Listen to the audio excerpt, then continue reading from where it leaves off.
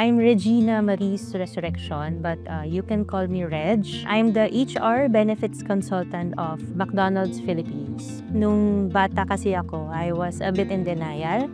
Since on my grade school and high school days, I saw a lot of things like nabubuli kapag part of the rainbow community.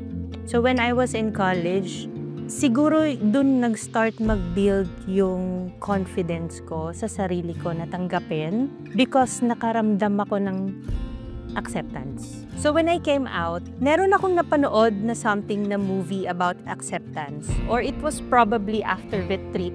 Parang dun ko na napagdesisyonan na sige, sabihin ko na. Ang pinaka-strict kasi talaga sa akin, yung ate ko. Kasi my mom died when I was 6. So, yung parang mother-like figure ko is yung dalawa kong nakakatandang kapatid na babae. Natatawa nga ako kasi hindi ko pa siya kinakausap, umiiyak na ako. Basta I came out to her. But I distinctly remember what she said to me. Wala siyang pakialam kung ano ang identity ko. As long as wala akong tinatapakang tao, and as long as mabuti akong tao, hindi niya tinitingnan kung ano yung preference. Tapos, umiyak lang ako. Umiyak ako sa kanya noon.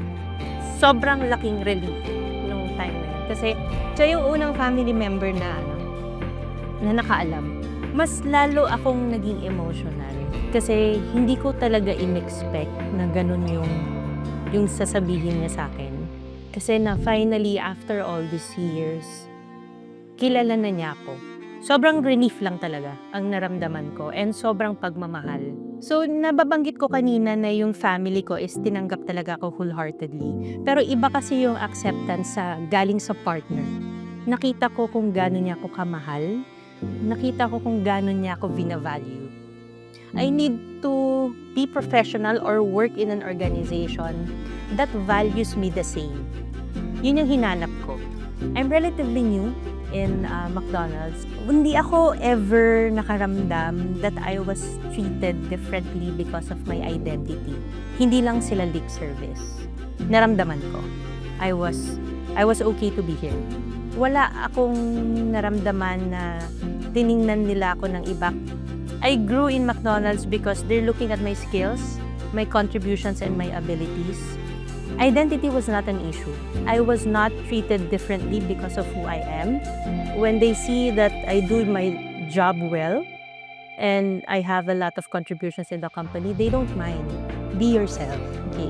Kasi pretending only prevents us from doing our full 100%. Yung pagiging focused and determined kasi to work, hindi naman yan nababase sa gender. Depende yan sa tao. So, I hope na yung strengths namin na yon, just like anybody else, ma-focus siya and wag nang ma-mislead dun sa mga stereotype na yon. Treat us normally because we're normal people. So, yung phrase that you can be you here, parang for me, it means that I am being embraced for who I really am without the fear of hiding parts of myself. And it means na yung pagiging diverse or pagiging iba ko is not just accepted, but it is seen as a strength on my side.